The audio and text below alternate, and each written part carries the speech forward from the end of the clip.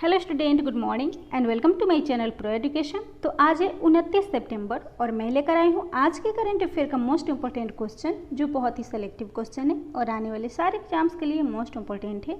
तो प्लीज़ मेरे वीडियो को लाइक कर दीजिएगा, शेयर कर दीजिएगा और मेरे चैनल को सब्सक्राइब कर लीजिएगा और बेल आइकन प्रेस कर लीजिएगा ताकि आने वाले वीडियो का नोटिफिकेशन आपको मिल सके। और इस वीडियो के PDF का लिंक डिस्क्रिप्शन बॉक्स में है, आप वहाँ से PDF डाउनलोड कर सकते हैं। तो चलिए शुरू करते हैं आज के करंट अफेयर का फर्स्ट क्वेश्चन। तो आज का पहला क्वेश्चन है, रूसी ग्रैंड प्रिक्स 2020 यानी कि रशियन ग्रैंड प्रिक्स 2020 को हाल ही में किसने जीता है? तो इसका राइट आंसर होगा ऑप्शन से वाल्टेरी बोटास। तो इस रशियन ग्रैंड प्रिक्स को वाल्टेरी बोटास ने जीता है। तो वाल्टेरी बोटास जो फिनलैंड के एक मर्सिडीज रेसर है और इन्होंने हाल ही में रूस के सोची ऑटोड्रोम में आयोजित फॉर्मूला 1 रशियन ग्रैंड प्रिक्स को जीता है और यह सीजन की उनकी दूसरी जीत है।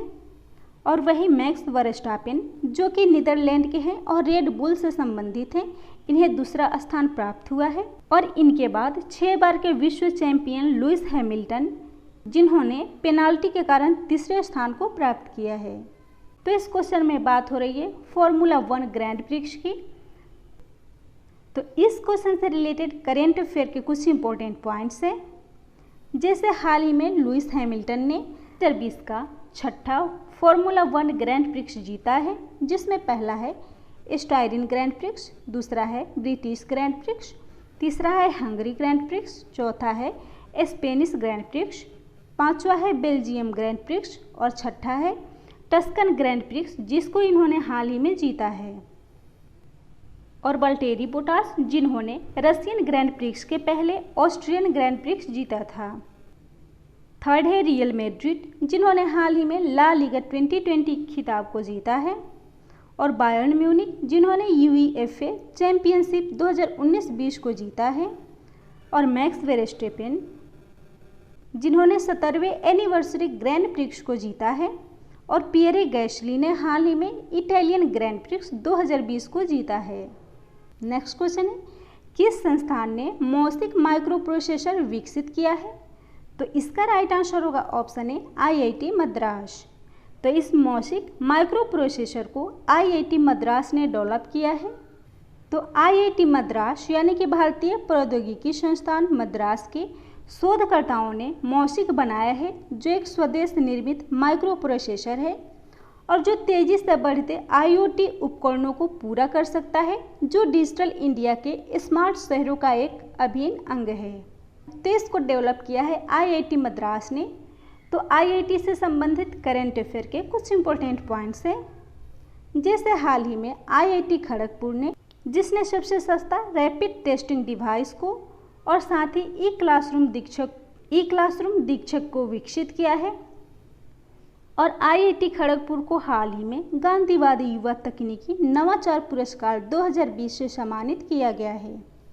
सेकेंड है IIT दिल्ली, जिसने कोरोना वायरस महामारी में कोरोश्योर नाम का सबसे सस्ता डायग्नोस्टिक किट को विकसित किया था और साथ ही इसने कोपल-19 मोबाइल एप्लीकेशन को भी विकसित किया है। और इस मोबाइल एप्लीकेशन का उद्देश्य है ब्लड डोनेट करने वाले और लेने वाले के बीच में एक प्लेटफॉर्म बनाना। थर्ड है IIT कानपुर, जिसने हाल ही में शुद्ध सैनिटाइजिंग डिवाइस और टीचिंग सेटअप मास्टर जी को लॉन्च किया है। और IIT बॉम्बे ने हाल ही में AI स्कैनर को विकसित किया है। नेक्स्ट क्वेश्चन है, डेस्टिनेशन नॉर्थ ईस्ट 2020 इवेंट का उद्घाटन किसके द्वारा किया गया है?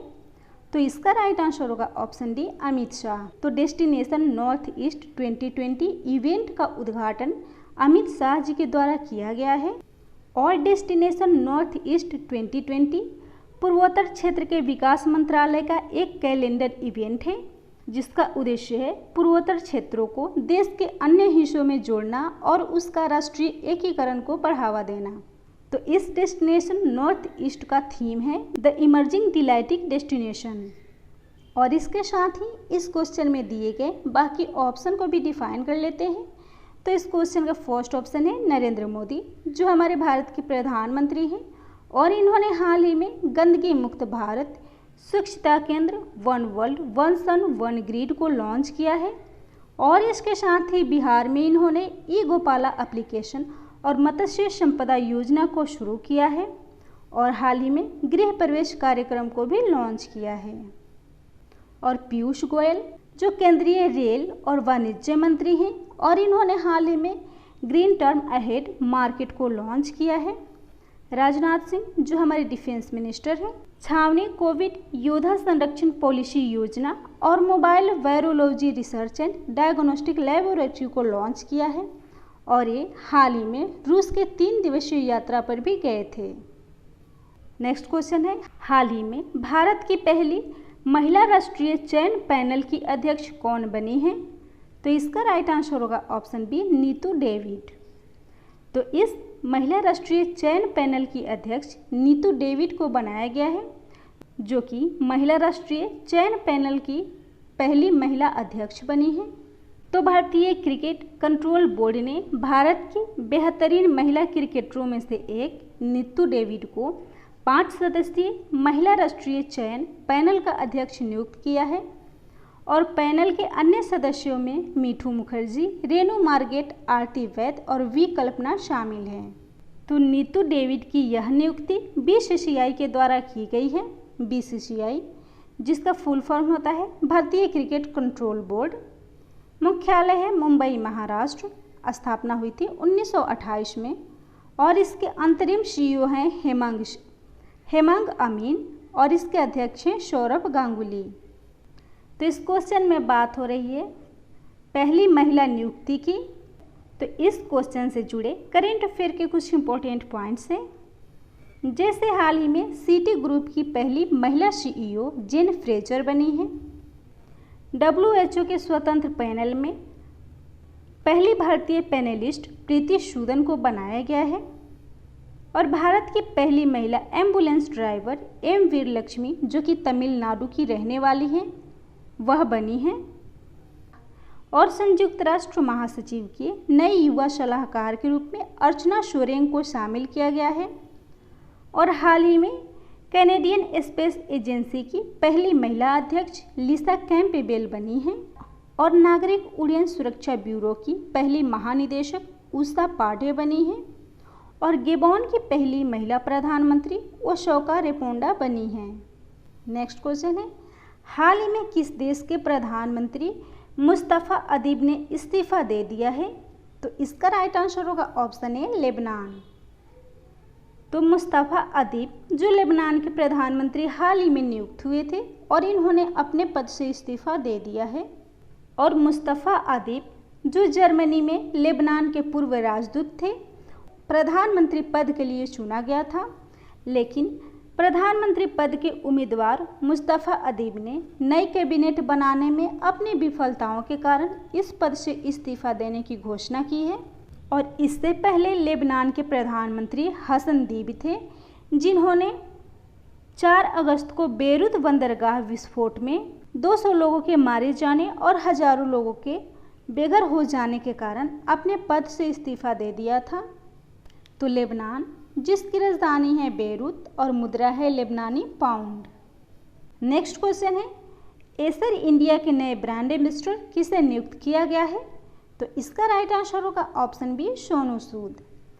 तो एसर इंडिया के new brand ambassador Sonu Sood बने हैं।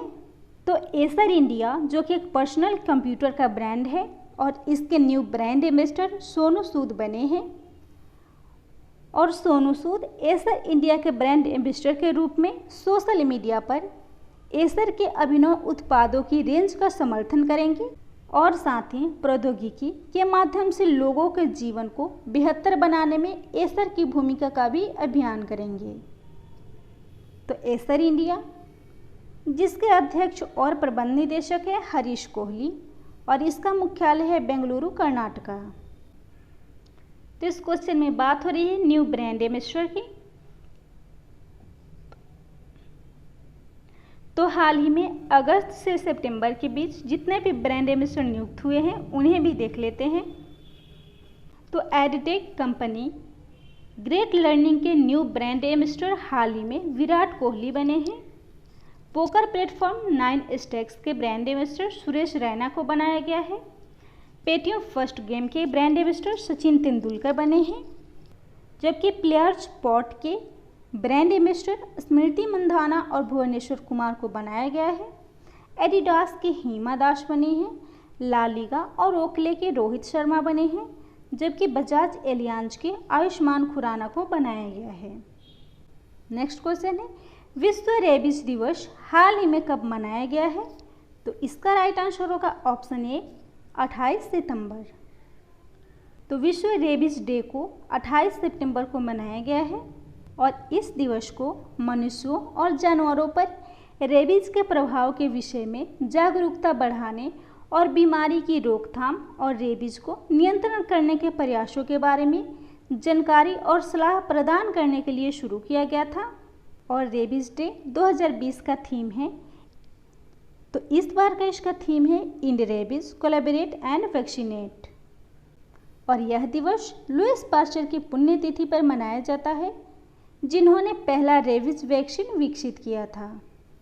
तो global alliance for rabies control, जिसकी स्थापना हुई थी 2007 में, मुख्यालय मैनहट्टन संयुक्त राज्य अमेरिका और इसके कार्यकारी निदेशक है लुइस नेल।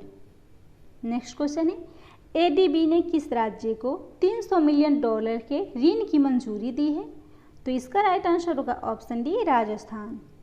तो एडीबी ने राजस्थान को $300 मिलियन के ऋण की मंजूरी दी है और इस ऋण की मंजूरी एशियाई विकास बैंक यानी कि एडीबी ने राजस्थान के माध्यमिक शहरों में समावेशी जल आपूर्ति और स्वच्छता बुनियादी ढांचों और सेवाओं को वित्त पोषित करने के लिए दी है। तो इस क्वेश्चन में बात हो रही है राजस्थान की। राजधानी है जयपुर, मुख्यमंत्री है अशोक गहलोत, राज्यपाल है कलराज मिश्रा और राजस्थान सरकार द्वारा हाल ही में मोक्ष कलश योजना को शुरू किया गया है और हाल ही में प्रधानमंत्री नरेंद्र मोदी जी के द्वारा पत्रिका गेट का उद्घाटन किया गया था और राजस्थान में जॉब के लिए एम्प्लॉयमेंट एक्सचेंज पोर्टल को लॉन्च किया गया है और हाल ही में वंदन योजना, इंदिरा रसोई योजना, निःशुल्क बस सेवा, प्योर फॉर श्योर अभियान और वन स्टॉप शॉप योजना को राजस्थान में शुरू किया गया है और राजस्थान सरकार ने अति पिछड़े वर्ग को न्यायिक सेवा में 5% आरक्षण देने की घोषणा की है और राज्य में एमएसएमई को बढ़ावा देने के लिए राज्य सरकार द्वारा सिडबी बैंक के साथ साझेदारी की गई है। नेक्स्ट क्वेश्चन है, किस प्रख्यात अर्थशास्त्री का हाल ही में निधन हो गया है? तो इसका राइट आंसर होगा ऑप्शन सी डॉक्टर ईसर जज आहूलिया। तो डॉक्टर ईसर जज आहूलिया जो एक प्रख्यात अर्थशास्त्री थी और इनका हाल ही में निधन हो गया है और उन्होंने दिल्ली स्थित Indian council for research on international economic relations के निदेशक और अध्यक्ष के रूप में 15 वर्षों तक कार्य किया है और उन्हें शिक्षा और साहित्य के क्षेत्र में उनकी सेवाओं के लिए 2009 में भारत का तीसरा सर्वोच्च नागरिक पुरस्कार पद्म भूषण से सम्मानित किया गया था। क्वेश्चन में दिए गए ऑप्शन को भी डिफाइन कर लेते हैं। तो इसका फर्स्ट ऑप्शन है कमला रानी, जो उत्तर प्रदेश की कैबिनेट मिनिस्टर थी और इनका हाल ही में कोरोना वायरस के कारण निधन हो गया है। और नीला सत्यनारायण, जो महाराष्ट्र की पहली महिला मुख्य चुनाव आयुक्त थी और इनका भी हाल ही में निधन हो गया है। नेक्स्ट क्वेश्चन है, चेक ट्रैंकेशन सिस्टम के लिए पॉजिटिव पे सिस्टम को किसके द्वारा लॉन्च की जाएगी? तो इसका राइट आंसर होगा ऑप्शन बी आरबीआई। तो आरबीआई के द्वारा चेक ट्रैंकेशन सिस्टम के लिए पॉजिटिव पे सिस्टम को लॉन्च किया जाएगा और इस सिस्टम का उद्देश्य है उच्च मूल्य के चेकों के साथ होने वाली धोखाधड़ी को रोकना और इसके तहत द्रव्य बैंक द्वारा चेक जारी करने के समय ग्राहक द्वारा दी गई जानकारी के आधार पर भुगतान के लिए चेक संसाधित किए जाएंगे। तो बैंकों को अपने ग्राहकों के बीच एसएमएस अलर्ट, शाखाओं में प्रदर्शन, एटीएम के साथ साथ उनके वेबसाइट और इंटरनेट बैंकिंग के माध्यम से पॉजिटिव पे सिस्टम के बारे में पर्याप्त जागरूकता बढ़ाने की सलाह दी जाएगी। तो इसको लॉन्च किया है आरबीआई ने, यानी कि रिजर्व बैंक ऑफ इंडिया ने, जो भारत का एक केंद्रीय बैंक है और सभी बैंकों का संचालन करती है स्थापना हुई थी 1 अप्रैल 1935 में। मुख्यालय है मुंबई, महाराष्ट्र। गवर्नर है शक्तिकांत दास। और आरबीआई ने हाल ही में शहरी शाकाहारी बैंकों के लिए technology vision for cyber security लागू करने की घोषणा की है। नेक्स्ट क्वेश्चन है, भारत ने किस देश के साथ बौद्धिक संपदा सहयोग के एमओयू पर हस्ताक्षर किए हैं? तो इसका राइट आंसर होगा ऑप्शन बी, डेनमार्क। तो भारत ने डेनमार्क के साथ बौद्धिक संपदा सहयोग के लिए एमओयू पर हस्ताक्षर किए हैं और इस एमओयू का उद्देश्य है अधिकारियों के बीच आईपी जागरूकता पर सर्वोत्तम प्रथाओं, अनुभवों और ज्ञान के आदान प्रदान के माध्यम से दोनों देशों के बीच आईपी सहयोग को बढ़ाना। तो इस क्वेश्चन में बात हो रही है डेनमार्क की, जिसकी राजधानी है कोपेनहेगन।